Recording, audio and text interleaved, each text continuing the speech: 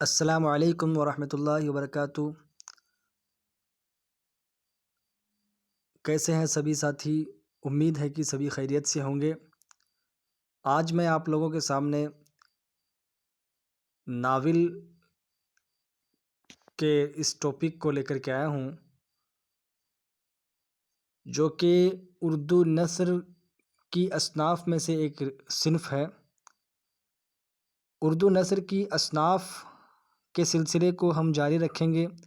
سب سے پہلے ہم نے داستان کو پڑھا۔ داستان کو پڑھنے کے بعد ہم نے داستان کی سب سے پہلے تعریف پڑھی تھی، اس کے بعد میں اس کی تاریخ کے بارے میں جانا۔ اب ہم ناول پڑھیں گے، اور ناول کے بارے میں بتا دوں آپ کو کہ داستان ہی کے برعکس ہے۔ داستان کے اندر تو کیا ہوتا ہے؟ داستان کے اندر زندگی کی حقیقت نہیں ہوتی، اس میں بناوٹی چیزیں ہوتی ہیں، خیالات ظاہر کیے جاتے ہیں، خواب والی دنیا اس میں پیش کی جاتی ہے۔ لیکن ناول کے اندر اس سے الٹا ہوتا ہے۔ ناول میں اس سے الٹا ہوتا ہے۔ اس میں زندگی کی حقیقت پیش کی جاتی ہے، اور وہ چیزیں پیش کی جاتی ہیں جو حقیقت میں ہوتی ہے، جو دنیا میں حقیقت میں ہمارے سامنے روزمرہ کی زندگی میں پیش آتی ہیں۔ تو چلیے ہم اس کی عبارت پڑھتے ہیں اور سمجھتے ہیں کہ اس میں ناول کی تعریف کس طرح سے بیان کی گئی ہے۔ اس کے اجزائے ترکیبی پڑھیں گے، اور اس کی تعریف پڑھیں گے، اس کے بعد اس کی تاریخ پڑھیں گے۔ ناول اطالوی زبان کا لفظ ہے، جس کا معنی نیا کے ہے۔ اس ناول کے معنی کیا ہے؟ نیا۔ ناول نویلا سے بنا ہے۔ کس سے بنا ہے؟ نویلا۔ ناول نویلا سے بنا ہے، جو کہ کون سی زبان کا لفظ ہے؟ اطالوی زبان کا لفظ ہے۔ یہ کویشچن آ سکتا ہے۔ ناول کون سی زبان کا لفظ ہے؟ ناول اطالوی زبان کا لفظ ہے۔ ناول کون سی زبان کا لفظ ہے؟ ناول اطالوی زبان کا لفظ ہے۔ زندگی کی عکاسی کرنے والے مسلسل قصے یا کہانی کو ناول کہتے ہیں۔ زندگی کی عکاسی، زندگی کا عکس اس کے اندر نظر آتا ہے۔ زندگی، پوری کی پوری زندگی، جو ہم حقیقت میں ہماری زندگی میں جو چیزیں ہمارے سامنے پیش آتی ہیں، جو مصیبتیں، جو پریشانیاں، ساری کی ساری چیزیں اس کے اندر دکھائی جاتی ہیں۔ یہ کہانی کی جدید صنف ہے۔ داستان تو قدیم، اور یہ جدید یعنی نئی، جو داستان کے بعد منظر عام پر آئی۔ وقت کی ضرورت اور زمانے کے حالات کے سبب ناول وجود پذیر ہوا۔ ناول میں داستان کے برعکس زندگی کی حقیقتوں کو بے نقاب کیا گیا۔ ناول اور زندگی کا چولی دامن کا ساتھ ہے۔ میں نے بتایا آپ کو کہ زندگی اور ناول ان دونوں کا چولی دامن کا ساتھ ہے، کہ ناول کے اندر زندگی کی باتیں، زندگی کے اندر جو سماجی ہیں، سیاسی ہیں، اخلاقی، اصلاحی، تاریخی، سبھی موضوعات پر لکھے گئے، جہاں تک فن اور تکنیک کا تعلق ہے، ناول میں کہانی، پلاٹ، کردار، مکالمے، پس منظر، زمان و مکان، اسلوب، نقطۂ نظر، ضروری اجزاء ہیں جو کم و بیش سبھی ناولوں میں ملتے ہیں۔ یہ اس کے اجزائے ترکیبی ہیں، اور ہر ناول کے اندر یہ چیزیں ہونا ضروری ہیں، تبھی وہ ناول دلچسپ بنے گا، اور قاری جو ہوگا، یعنی جو پڑھنے والا ہوگا، اس کے لیے بہت ہی مفید اور فائدہ مند ہوگا۔ اردو ادب کو اگر ہم دیکھیں تو اردو ادب شروع میں جو داستان تھی اس میں صرف منورنجن کا ایک سسٹم تھا، لیکن بعد میں اس اردو ادب کو منورنجن کے لیے نہیں، وقت گزاری کا ذریعہ نہیں، بلکہ سماج سدھار کے لیے بھی کام میں لیا گیا۔ تو اسی سلسلے کے اندر یہ ناول آتا ہے، اور اس میں وہی چیزیں، وہی معاملات، وہی باتیں جو زندگی میں حقیقت زندگی میں حقیقی زندگی میں جو سامنے آتی تھی، سیاسی موضوعات ہیں، سماجی موضوعات پہ لکھی جاتی اور اخلاقی موضوعات پر لکھے گئے، اصلاحی اور تاریخی یعنی ایتہاسک باتوں پر لکھی گئیں، یہ ناول کے اندر پیش کیا گیا۔ اب ناول کے اندر سب سے پہلے دیکھیے ضرورت کس چیز کی ہے کہ ایک کہانی ہونی چاہیے۔ کیا ہونی چاہیے؟ ایک کہانی ہونی چاہیے۔ پھر اس کہانی کا پلاٹ یعنی اس کا کڑی، اس کو جوڑنے کا سلسلہ جو ہوتا ہے کہانی کے اندر، چھوٹی چھوٹی جو کہانیاں ہوتی ہیں، چھوٹی چھوٹی جو چیزیں ہوتی ہیں، ان کو جوڑنے کا جو سلسلہ ہوتا ہے وہ پلاٹ۔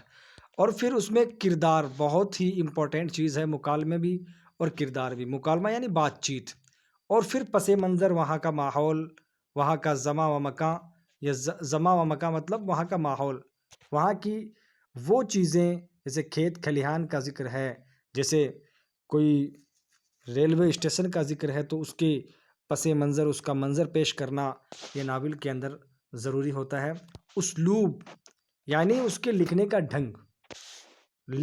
ڈھنگ بہت ہی ضروری چیز ہے۔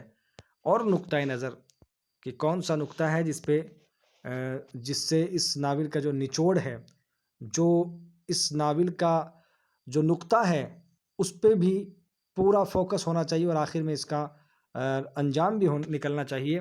یہ سارے ضروری اجزاء ہیں جو کم و بیش سبھی ناولوں میں ملتے ہیں۔ تو آئیے سب سے پہلے ہم ناول کے اس اجزائے ترکیبی کے ہی سلسلے کو آگے بڑھاتے ہوئے سب سے پہلے ہم اس کے اندر کہانی کو پڑھتے ہیں۔ میں اس کو ایسے کر کے دیکھتے ہیں، کہانی کو پڑھتے ہیں۔ دیکھیے کہانی، یہ ناول کے اجزائے ترکیبی میں سے پہلا جز ہے۔ ناول کا بنیادی عنصر کیا ہے؟ کہانی ہے۔ ناول میں کہانی ریڑھ کی ہڈی کی حیثیت رکھتی ہے، اور ہر افسانوی صنف چاہے وہ داستان ہو، ناول ہو، مختصر افسانہ ہو یا ڈرامہ ہو، سبھی میں کہانی اس کا اہم حصہ ہے۔ جتنی بھی اصناف ہیں اس کی اردو ادب کی، نثری ادب میں جتنی بھی اصناف ہیں، ناول ہو، مختصر افسانہ ہو، ڈرامہ ہو، سب میں کہانی کا ہونا ضروری ہے، اور یہ اہم حصہ ہے۔ اور ناول میں حقیقی زندگی کی کہانی پیش کی جاتی ہے۔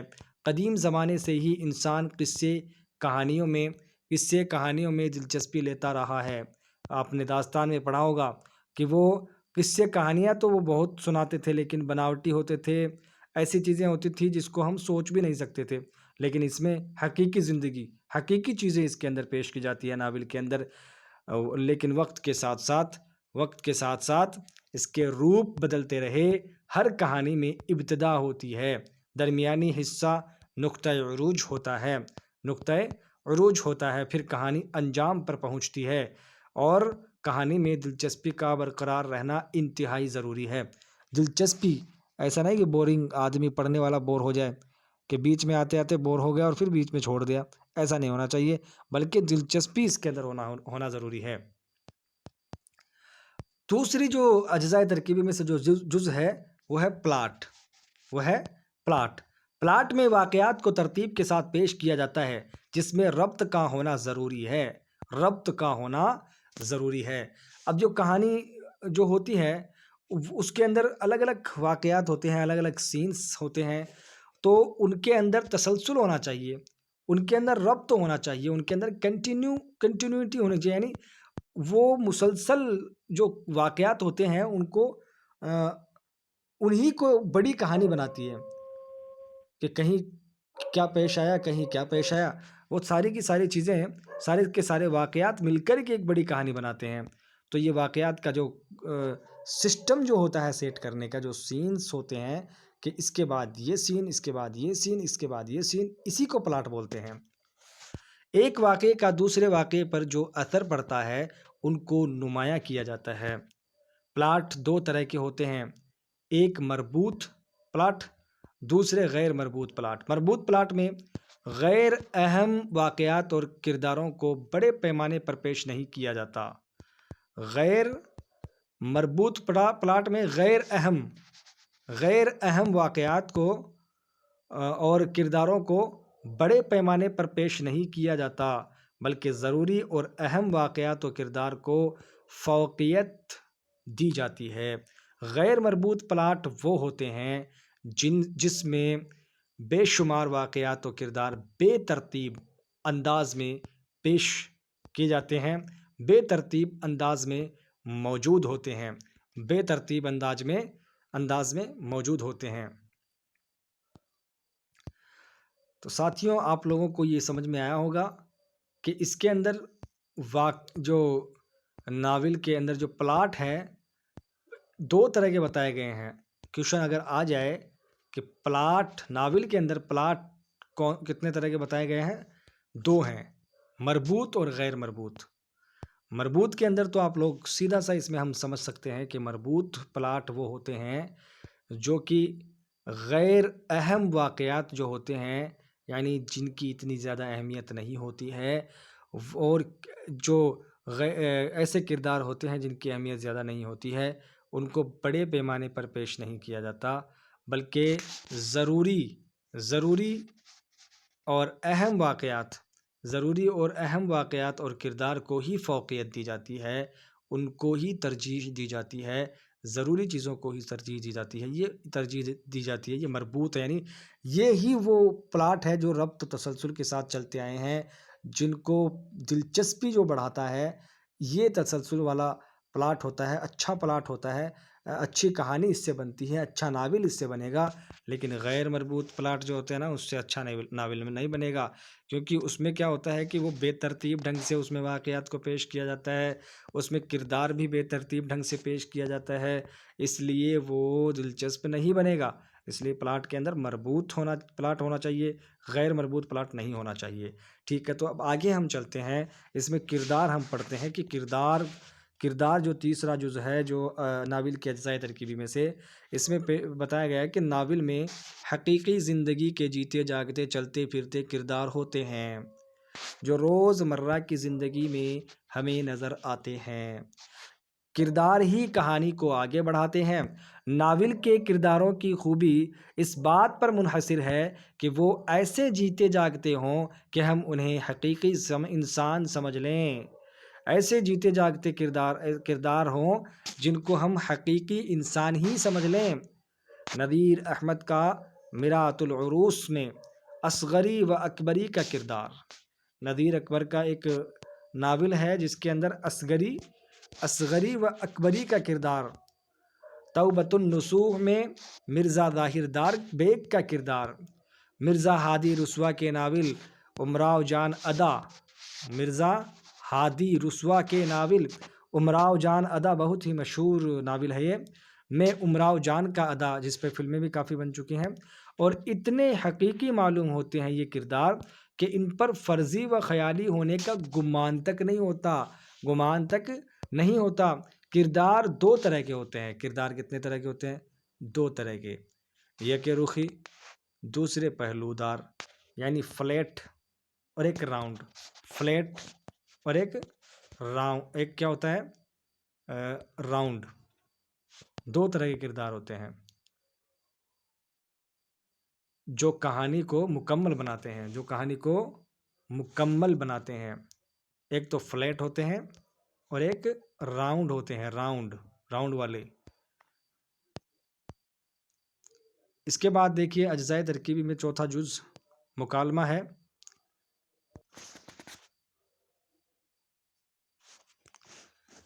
کرداروں کے درمیان آپسی گفتگو اور بات چیت کو مکالمے کہتے ہیں۔ کہ مکالمہ کس کو کہتے ہیں؟ کہ بات چیت کو مکالمہ کہتے ہیں۔ مکالمہ کس کو کہتے ہیں؟ بات چیت کو مکالمہ کہتے ہیں۔ آپسی بات چیت، آپسی گفتگو کو ہی مکالمہ کہتے ہیں۔ مکالمہ فطری اور کرداروں کے حسب مراتب ہونے چاہیے۔ جیسے کردار ہوں ویسے ہی مکالمہ ہونا چاہیے، ویسی ہی بات چیت ہونی چاہیے۔ اگر کوئی آدمی پنجابی ہے اس کے اندر تو اسی طرح کی بات، اسی طرح کی بھاشا ہونی چاہیے، اور اگر کوئی آدمی کسان ہے تو کسان کس طرح سے بات کرتا ہے، کس طرح سے کون سی باتیں اس کی زبان سے نکلتی ہیں، کس طرح کی باتیں وہ کرتا ہے، تو ایسی ہی باتیں، ایسا ہی مکالمہ ہونا چاہیے کہ جیسے کردار ہوں ویسے ہی مکالمے ہونے چاہیے۔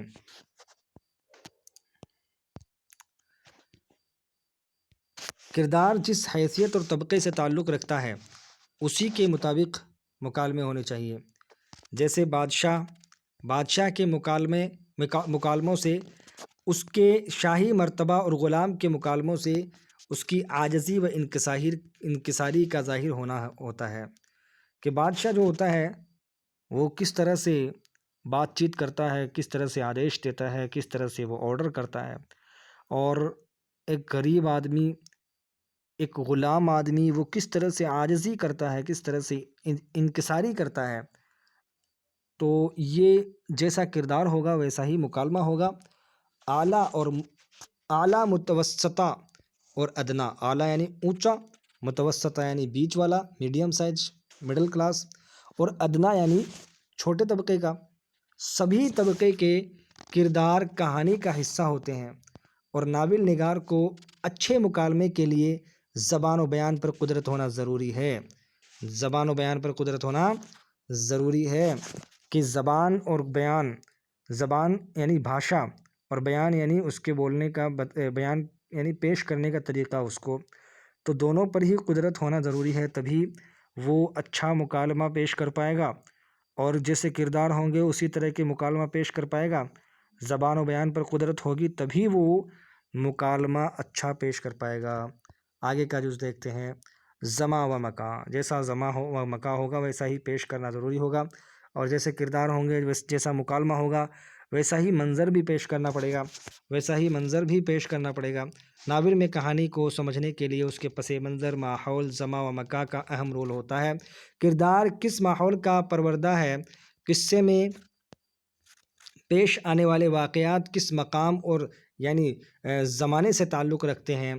غرض، ناول میں نہ صرف اپنے دور کی نمائندگی کرتے ہیں بلکہ اس دور کی تہذیب، معاشرت، اخلاق و کردار کی جھلک بھی ان میں دیکھی جا سکتی ہے۔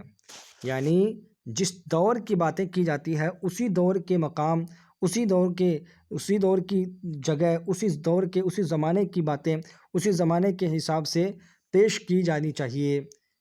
اگر آج کے زمانے میں کوئی ناول لکھ رہا ہے لیکن وہ ناول اس طرح کا ہے کہ 100 سال پہلے کی اس میں اگر کوئی کہانی پیش کر رہا ہے تو 100 سال پہلے کی کرنسی، 100 سال پہلے کی باتیں، 100 سال پہلے کا جو منظر ہے وہ پیش کرنا ضروری ہے۔ اسی لیے زما و مکاں، اور جس طرح کی بات ہو رہی ہے، جس طرح کی باتیں پیش کر رہا ہے، جس طرح کے کردار ہیں، جس طرح کے مکالمے ہیں، اسی طرح کا منظر بھی پیش کرنا ضروری ہے۔ کہاں وہ بات کر رہا ہے، کس زمانے میں وہ بول رہا ہے، یہ ساری چیزیں پیش ہونا، یہ ساری کی ساری چیزیں صاف ستھری اور اچھے طریقے سے پیش کرنا ناول کے اندر آتا ہے۔ تو اسی کو زما و مکاں بولیں گے۔ پس منظر بھی بول سکتے ہیں اس جز کو، اور زما و مکاں بھی بول سکتے ہیں۔ ویسے پس منظر کو الگ بھی بنا سکتے ہیں اور زما و مکاں کو الگ کر سکتے ہیں۔ یعنی اجزائے ترکیبی جو ناول کے ہیں وہ 7 یا 8 مان سکتے ہیں، تو ان میں زما و مکاں کو الگ کریں گے اور پس منظر کو الگ کریں گے تو 8 ہو جائیں گے، اور ایک کریں گے تو 7 ہی رہیں گے۔ آگے کا دیکھتے ہیں۔ اسلوب، اس سے پہلے یہ دیکھ لیجئے کہ چونکہ ناول حقیقت پر مبنی ہوتے ہیں اس لیے ان کا ماحول، پس منظر اور زما و مکاں بھی اتنے ہی حقیقی ہونے چاہیے، اتنے مطلب بناوٹی نہیں ہونے چاہیے۔ ناول آپ لکھ رہے ہیں تو لیکن اس کے اندر حقیقی زندگی پر آپ باتیں لکھ رہے ہیں تو پس منظر بھی حقیقی ہونا چاہیے، زما و مکاں بھی حقیقی ہونا چاہیے۔ آگے دیکھیے۔ اسلوب، لکھنے کا ڈھنگ، ناول کو لکھنے کا ڈھنگ، یہ اسلوب ہے۔ اس کے اندر دیکھتے ہیں کہ ناول میں اسلوب کی اہمیت سے انکار نہیں کیا جا سکتا، اس پر ناول کی کامیابی کا انحصار ہوتا ہے۔ جتنا بہترین ڈھنگ سے آپ لکھو گے اتنا ہی زیادہ کامیاب ناول ہوگا۔ مصنف کے اسلوب کا بیان ہی اس کی پہچان ہے۔ ہر صنف ادب کا اسلوب منفرد ہوتا ہے، ہر صنف الگ طریقے کی ہوتی ہے۔ داستان کی بات کرتے ہیں تو اس کے اندر خیالی باتیں ہوتی ہیں، ایسی باتیں ہوتی ہیں جو ہماری دماغ اور ہماری عقل بھی کام نہ کر سکیں، اس میں مبالغہ آرائی کو کام میں لیا جاتا ہے۔ اور اس کے علاوہ اگر ہم دوسری جو اصناف ہیں ان کو اگر دیکھتے ہیں، جیسے ڈرامہ ہے تو ڈرامے کے اندر کردار بڑی اہمیت رکھتے ہیں، اور ڈرامہ ایک الگ چیز ہے، ناول کی طرح نہیں ہوتا، اس میں بھی قصہ ہوتا ہے، اس میں بھی کہانی ہوتی ہے، لیکن اس کا اسلوب الگ ہوتا ہے۔ ناول میں واقعات کی ترتیب یا کرداروں کا ارتقاء، واقعات کی ترتیب، کرداروں کا ارتقاء یا قصہ میں دلچسپی کا عنصر، سب ناول کے بہترین اسلوب نگارش کا نتیجہ ہوتے ہیں۔ یعنی اس کے کردار ہوتے ہیں، اس کی ترتیب ہوتی ہے، اس کی ارتقاء یعنی اس کا آغاز، اس کی کہانی، اس کا قصہ، یہ ساری چیزیں ہیں، ان سب میں دلچسپی کا عنصر، سب ناول کے اسلوب بہترین اسلوب یعنی بہترین لکھنے کا جو ڈھنگ ہے، اسی سے نگارش کا نتیجہ ہوتا ہے، اسلوب نگارش کا نتیجہ ہوتا ہے، یعنی بہترین جو اسلوب ہوتے ہیں اسی سے ناول ایک دلچسپ ناول بنتا ہے۔ دیکھیے آخر میں نقطۂ نظر، ناول نگار زندگی کے جس پہلو کو کرداروں کے ذریعے قاری تک پہنچاتا ہے، قاری مطلب پڑھنے والا، قرآن پڑھتے ہیں نا تو قرآن پڑھنے والے کو قاری صاحب بولتے ہیں نا، قرات کرنے والا قاری، اور قرآن بھی اسی سے نکلا ہے، قرأ یقرأ۔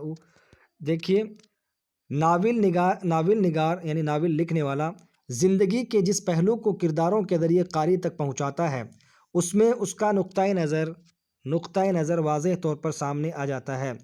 جیسے نذیر اکبر کی ناول میں اس کا اصلاحی نقطۂ نظر صاف نظر آتا ہے۔ امراؤ جان ادا کے قصے کو پڑھ کر ہم اندازہ لگا سکتے ہیں، ہمیں اندازہ ہو جاتا ہے کہ انسان بذات خود راہ راست پر ہوتا ہے، لیکن حالات و واقعات بھی اسے برے راستے پر لے جاتے ہیں۔ امراؤ جان ادا پڑھا ہوگا آپ لوگوں نے، امراؤ جان ادا، کہ اس میں کس طرح سے وہ ایک جو عورت ہوتی ہے امراؤ جان ادا، وہ مجبوری کے تحت ایک برے راستے پر چل پڑتی ہے، برا راستہ اس کو چننا پڑ جاتا ہے صرف اور صرف مجبوری کے تحت، تو یہ نقطۂ نظر اس کے اندر پیش کیا جاتا ہے۔ تو اسی طرح سے کوئی بھی ناول ہو اس کا نقطۂ نظر ہونا ضروری ہے، اور جتنا بہترین نقطہ نظر ہوگا اتنا ہی دلچسپ وہ ناول ہوگا، اور قاری جو ہوتا ہے، پڑھنے والا جو ہوتا ہے، اس کی دلچسپی میں بھی بڑھوتری ہوگی۔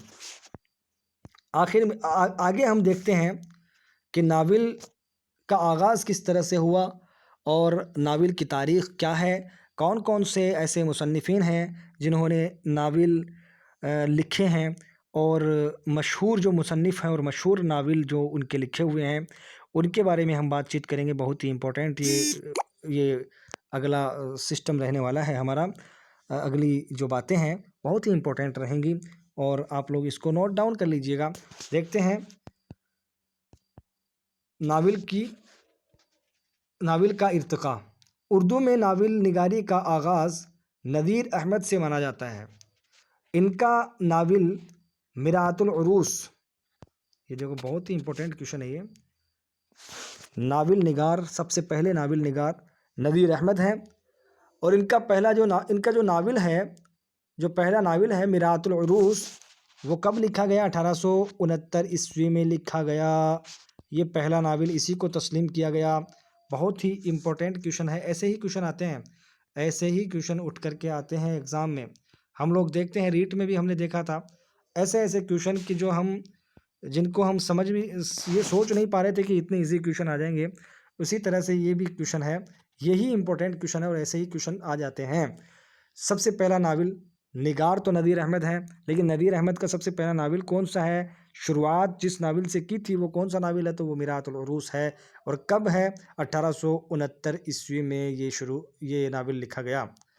نذیر احمد نے، اب دیکھیے یہ بھی ایک بات ہے، امپورٹنٹ چیز ہے، نذیر احمد نے متوسطہ طبقہ کے مسلم گھرانوں کی معاشی اور اخلاقی زندگی پر غور کیا۔ یہ بات بڑی اہمیت رکھنے والی بات ہے۔ ہر ناول نگار کی الگ پہچان ہوتی ہے، اور انہوں نے جو ہے مڈل کلاس لوگوں کے بارے میں، ان کی اخلاقی، ان کی آرتھک استھتی، یعنی ان کی معاشی یعنی آرتھک استھتی پیش کی ہے، ان کی اخلاقی زندگی کو پیش کیا کہ کس طرح سے وہ اسٹرگل کرتے ہیں، کس طرح سے وہ محنت کرتے ہیں، اور کس طرح سے وہ سنگھرش کرتے ہیں، اور اس کی اصلاح کا بیڑا اٹھایا ہے۔ مرات العروس، بنات النعش، توبۃ النصوح، فسانہ مبتلا، ابن الوقت، ایامی، رویائے صادقہ ان کے مشہور ناول ہیں۔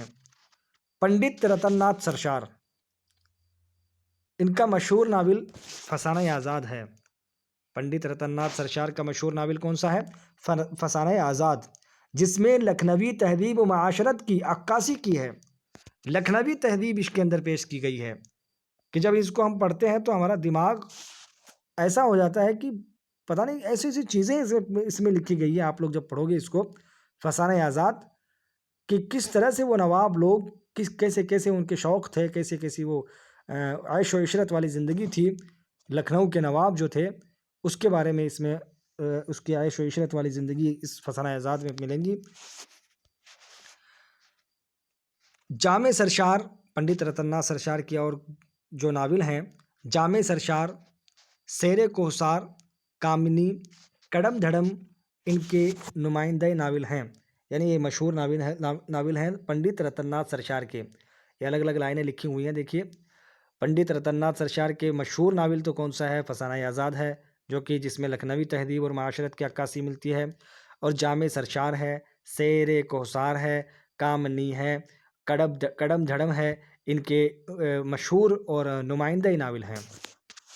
اب دیکھیے عبدالحلیم شرر، انہوں نے بھی کامیاب اور تاریخی ناول لکھے ہیں۔ فردوس بری، منصور موہنہ، ملک و رجینہ ان کے مشہور ناول ہیں۔ ان کے تین ہی ہیں، فردوس بری، منصور موہنہ اور ملک و رجینہ۔ اس کے بعد دیکھیے ہم نے کتنے لوگوں کے بارے میں دیکھ لیا۔ پنڈت رتن ناتھ سرشار، اس سے پہلے سب سے پہلے ناول نگار نذیر احمد اور عبدالحلیم شرر۔ اب دیکھیے مرزا ہادی رسوا، ان کا شاہکار ناول یعنی مشہور ناول امراؤ جان ادا، جس کی وجہ سے ادبی حلقوں میں اس کو شہرت ملی، ادبی حلقوں میں یہ مشہور ہوا۔ یہ ایک بہترین ناول ہے جس میں نفسیاتی تجزیہ بھی موجود ہے اور لکھنوی تہذیب بھی موجود ہے۔ آپ نے ذات شریف زادہ، اختری بیگم، افشائے راز ناول لکھے ہیں۔ ان کے ناول کون کون سے ہیں؟ کہ ذات شریف زادہ، اختری بیگم، یہ ان کے بہترین اور مشہور ناول ہیں۔ مرزا ہادی رسوا کے سب سے مشہور ناول امراؤ جان ادا، مرزا ہادی رسوا کا امراؤ جان ادا بہت ہی مشہور ناول ہے۔ منشی پریم چند کے مشہور ناول اور کامیاب ناول نگار منشی پریم چند ہیں۔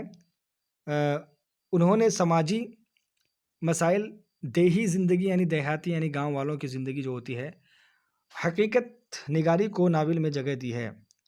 انہوں نے بہت سے ناول لکھے، ان میں جلوہ ایثار، منشی پریم چند کے جو ناول ہیں وہ دیکھ لیجئے۔ جلوہ ایثار ہے، بازار حسن ہے، گوشہ عافیت ہے، غبن ہے، نرملا ہے، پردہ میجاز ہے، چوگان ہستی ہے، بیواہ ہے، میدان عمل ہے، گودان ہے، یہ سارے شامل ہیں منشی پریم چند کے ناول۔ دیکھ لیجئے ایک بار، جلوہ ایثار، بازار حسن، گوشہ عافیت، غبن، نرملا، پردہ میجاز، چوگان ہستی، بیواہ، میدان عمل، گودان بھی اس میں شامل ہے۔ تو دوستو دیکھیے، ترقی پسند تحریک کا آغاز 1936 عیسوی میں ہوا، جس نے ادب کو زندگی سے قریب تر کیا۔ پہلے ادب منورنجن تک سیمت تھا، اس کے بعد میں یہ جو ترقی پسند تحریک کا سلسلہ شروع ہوا کہ ترقی کس طرح سے کی جائے، ایسی تحریک چلائی گئی، اور اس کا آغاز 1936 میں ہوا۔ تو اسی کے اندر یہ ادب کو زندگی سے قریب لایا گیا، اردو ناول کو بعض نئے رجحانات سے روشناس کرایا گیا۔ اس دور میں جو ناول لکھے گئے ان میں سجاد ظہیر کا لندن کی ایک رات اس دور میں لکھے جانے والے ناول ہیں۔ 1936 کے بعد میں ترقی پسند تحریک سے متاثر ہو کر کے جو ناول لکھے گئے، لندن کی ایک رات سجاد ظہیر کا لکھا ہوا ہے، قاضی عبد الغفار کا لیلا کے خطوط، عصمت چغتائی کا ٹیڑھی لکیر، قرۃ العین حیدر کا آگ کا دریا، کرشن چندر کا شکست اور عزیز احمد کا گریز قابل ذکر ہیں۔ اس کے علاوہ کرشن چندر نے اپنی ناولوں میں اشتراکی خیالات کو پیش کیا، وہیں عصمت چغتائی نے متوسط یعنی مڈل کلاس والے گھرانوں کے لڑکے لڑکیوں کے جنسی مسائل کو ناولوں کا موضوع بنایا ہے، اور قرۃ العین حیدر کا مطالعہ بہت ہی وسیع تھا، یعنی وہ بہت ہی زیادہ پڑھنے والی تھی، بہت ہی وسیع یعنی بہت ہی پھیلا ہوا، بہت ہی زیادہ کتابیں پڑھنے والی تھی، بہت ہی اچھا مطالعہ تھا قرۃ العین حیدر کا۔ انہوں نے نئی تکنیک شعور کی روح سے متعارف کرایا اور اپنے ناولوں میں بخوبی برتا۔ آگ کا دریا ان کا مشہور ناول ہے۔ تقسیم ملک کے بعد یعنی ملک کے بنٹوارے کے بعد ان حالات کا عکس اس عہد کی تخلیقات میں دیکھا جا سکتا ہے۔ اس دور میں عبداللہ حسین کا اداس نسلی، شوکت صدیقی کا خدا کی بستی، خدیجہ مستور کا آنگن، حیات اللہ انصاری کا لہو کے پھول، راجندر سنگھ بیدی کا ایک چادر میلی سی، یہ کس کا ہے؟ راجندر سنگھ بیدی کا۔ بلونت سنگھ کا معمولی لڑکی، قاضی عبدالستار کا شب گزیدہ، مہندر ناتھ کا ارمانوں کی سیج، جمیلہ ہاشمی کا تلاش بہارا، جیلانی بانو کا ایوان غزل، انور سجاد کا خوشیوں کا باغ، انتظار حسین کا بستی، سلیم اختر کا ضبط کی دیوار جیسے ناول نگار ہیں۔ یہ لاسٹ والا پیراگراف اتنا امپورٹنٹ نہیں ہے، لیکن اس کو بھی ایک بار پڑھ لیں گے تو اچھا رہے گا۔ آخر میں ہمارا ویڈیو یہیں پر ختم ہوتا ہے، اور یہ آپ لوگوں کے لیے ایک ناول پورا کا پورا اس کے اندر اس صنف کو کور کیا گیا ہے، اور آپ لوگ اس کو ایک بار دیکھیں، 2 بار دیکھیے، انشاءاللہ آپ لوگوں کو کی یہ جو کلاس ہے اس سے آپ بہت ہی فائدہ اٹھائیں گے۔ آخر میں اللہ سے دعا ہے کہ الہی ہم سبوں کو بہترین محنت کرنے اور اس محنت کا اچھا پھل ملنے کی توفیق عطا فرما، آمین۔ السلام علیکم ورحمۃ اللہ وبرکاتہ۔